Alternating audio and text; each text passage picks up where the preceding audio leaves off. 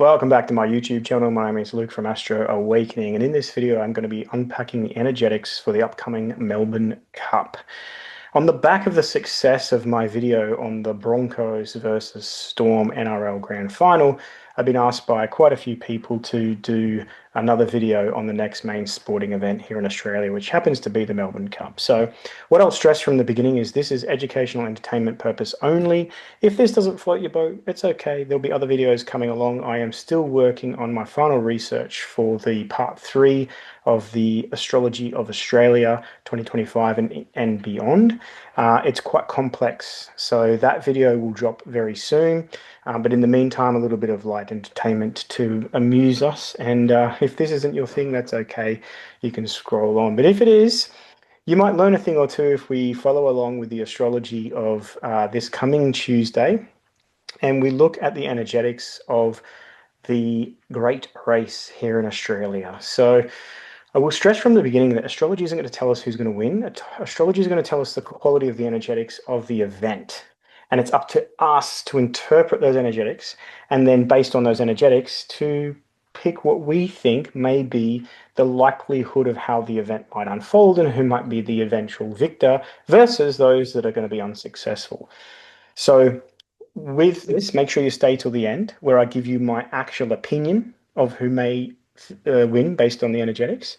But what we're going to do at the beginning is we're just going to break down the astrology of the event. So, because we have a start time, date, and location for this event, we can cast a birth chart for it just like we can for the birth of anything, whether it's the birth of a person or a human, whether it's the birth of a business or the start of a marriage or a relationship. You can cast a chart for that moment in time, and then you can look at that chart, and that chart's going to help you understand how the energy of that experience, that event, that person is going to unfold through its life. So with something like a horse race, we've got a huge field of horses, like 24 or something different horses in the Melbourne Cup. So what we have to first do is we have to establish, well, what part of the chart relates to which part of the horses and the horse race. So there are certain parameters that we work within with Hori and electional astrology to sort of look at for those things. And in this video, I'm going to help you understand those. So even if horse racing isn't your thing and you're really into astrology, stick to the end because you might learn a thing or two as we break down this chart. Let's get into it. So the Melbourne Cup is the first Tuesday of every November, and it starts at 3 p.m. Melbourne time. So outside of daylight savings, if you're in Queensland, it's going to be 2 p.m. But here that I am currently in Melbourne, the horse race starts at 3 p.m. So it's going to be November the 4th, which is a Tuesday, next Tuesday. Actually, it's only a few days away. And it's going to be 3 p.m. So when we cast the chart for that particular event, what we've got is we've got Pisces rising and we have Virgo descending. Now, with a horse race, if we have a clear favorite, the favorite in these types of events is usually indicated by the ascendant, which is this Pisces, and its ruler, which in this case is Jupiter. And for the purposes of these types of horary astrology questions, we are not going to use the modern rulers. We're only going to use traditional rulers. So we have Pisces rising ruled by Jupiter in Cancer in the 5th house. Okay. The descendant ruled by Virgo, okay, which is Mercury ruled, which is in Sagittarius in the 9th house. So a horse race, we can, if we have a clear favorite, they're depicted by the ascendant, and the field, in other words, all the other horses, are usually depicted by the descendant and its ruler and the quality of that energy. So the other thing that's interesting about a horse race in particular is the actual event and the conditions and the environment of the event are usually depicted by the first house and the quality of the first house. So Pisces rising, we have the North Node in Pisces, we have Saturn in Pisces, and we have Neptune in Pisces, all water signs. We have the ruler of Pisces in Cancer, another water sign. And then we also have the sun is in Scorpio every year for the Melbourne Cup, because of the time of year we're in. However, we do have Mars, the ruler of Scorpio, also at 29 degrees of Scorpio, and that Mars energy is making a trine down to Pisces and also to the Jupiter energy. So we have this grand water trine. So, even you don't need to be an astrologer to look at the weather for next Tuesday, and it's supposed to be raining for the next couple of days here in Melbourne. At the moment, it's about 36 degrees, but I feel like tonight, this evening / tomorrow morning, we're supposed to be getting quite a bit of rain. So we're probably going to have a wet race. Maybe it won't be raining for the actual event, but I'd say the track will be damp and it might be soft or leaning towards a wet track. So these are things to keep in mind when you're thinking about the type of horses that are running, because we know the conditions of the race are going to be probably Saturn retrograde in the first house. There might be slow conditions. Okay. Now that doesn't mean the horse race is going to be slow, just the conditions might be slow themselves. So wet track, slow conditions, probably favoring horses that like a softer ground or a wet track. So the next thing we want to look at is we want to look at the moon and its position. And the moon is in the fiery sign of Aries. So, impulsive, quick, dynamic, very assertive and direct energy with the moon in Aries. The moon in this type of chart is going to depict how the event unfolds, the flow of the event. So Aries moon, we get a fiery clash, right? So the moon's next applying aspect. So the moon is going to apply to a planet next. And usually that applying aspect, unless it's an opposition, is going to enhance the planet that it applies to for this event. So it's going to lift it up, it's going to amplify, it's going to give energy towards that planet. Now, the moon at 22 degrees of Aries is moving into a square to Jupiter in Cancer, and following that square, it's going to oppose Venus in Libra. Okay, and after that, long after that, it'll probably make a quincunx to Mars, minor aspect, nothing necessarily to consider. So the main aspects we want to look at here is, excuse me, the square to Jupiter in particular, because it's the next aspect or applying aspect. By applying, what I mean is it's moving to a square, so it's moving towards perfect. Now, when the moon gets to 25 degrees of Aries, it'll perfect the square to Jupiter. So because it's at 22, it's moving towards that perfection. It's applying. Now, if it was at 26 or 7 degrees of Aries, it'd be separating. So the separation seems to be that it's losing energy. The potency, the power, or the intensity is sort of losing or waning. Whereas when you're in an applying aspect, it's building, it's pushing energy towards it. So this is going to be a very dynamic race, which might challenge this Jupiter energy in Cancer. And we're going to come back to that. Okay, so what does that Jupiter energy represent? However, because it's the next applying aspect the moon is making, then even that challenge could be potentially a good thing. So we're in for a pretty tense, competition. When you've got the moon in Aries, the sign of war, with its ruler at the 29th degree, the anaretic degree, I would say it's also in that ninth house. I would say that there's going to be a lot of tight, intense, sort of warring competition for this. But as you can see, when we unfold this energy a bit further, the story will emerge a little bit more. So don't forget to watch to the very end, where you get my pick based on my own opinion, based on what I see here dynamically playing out. So the next part of the chart that we want to look at is the midheaven, Sagittarius, and we want to look at the IC, or the nadir, the bottom of the chart. So these are the angles. This is the ascendant, which is the favorite and the conditions of the race by the first house.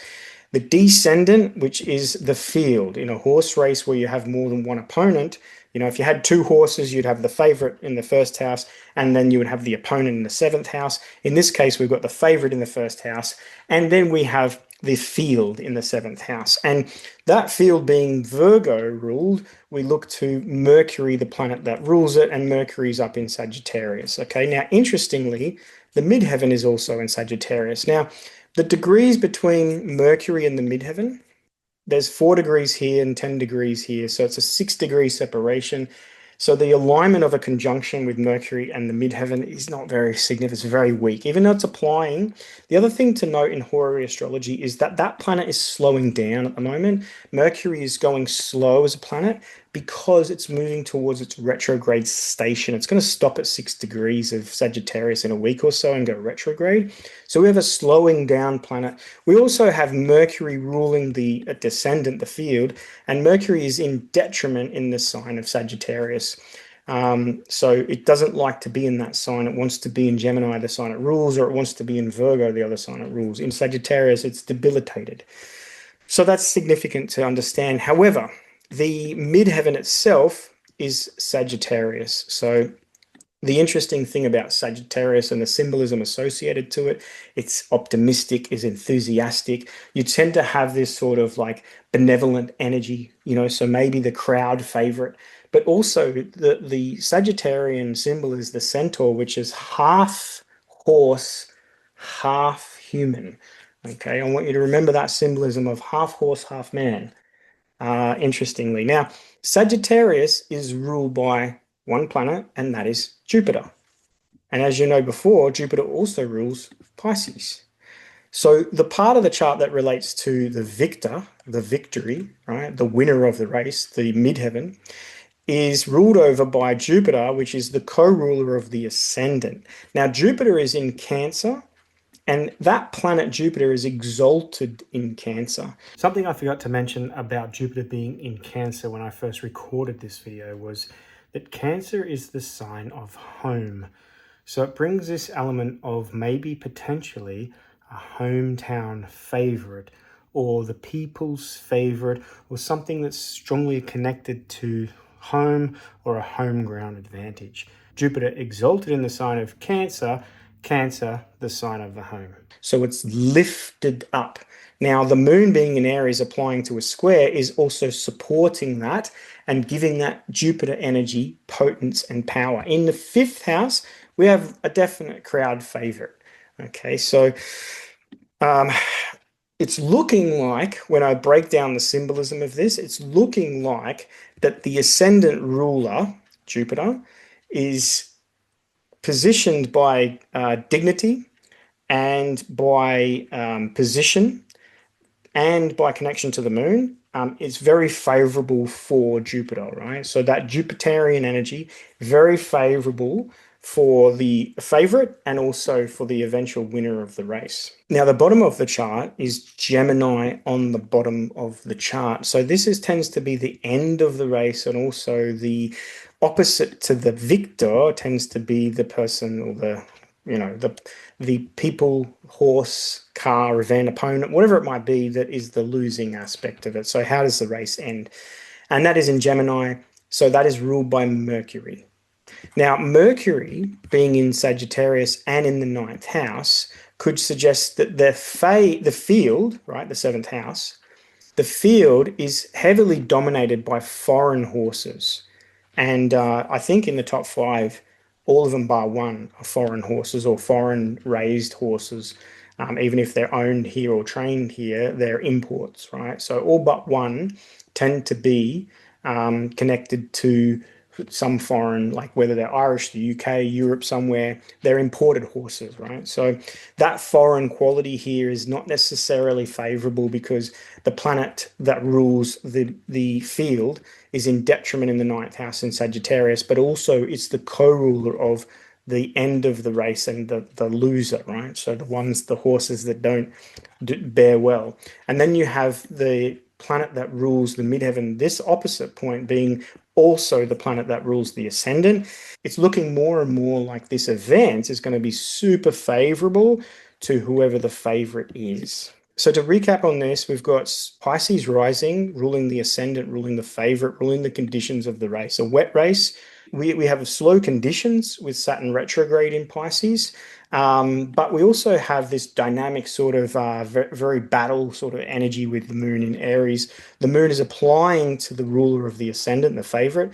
So it's the next aspect the moon makes, which is really supporting that. Jupiter is exalted in the sign of Cancer, and it's the ruler of the midheaven as well. When you look at the field, it's ruled over by Virgo. We've got Mercury in its detriment in the ninth house, so a lot of foreign imports here, but also ruling that IC, the bottom of the chart, the end of the race. not looking good for those.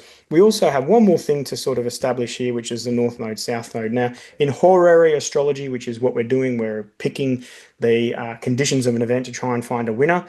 The nodes don't factor in too much. However, they are South Node, right? The past, letting go, the end, difficulties, things that are no longer serving us, releasing in that seventh house, which is the field, the competition, and the North Node in Pisces. Remember from my last video, Pisces is a bit like the fairy tale, right? So the romance, the fairy tale, the fantasy, and the North Node being in there, it really supports this first house as well.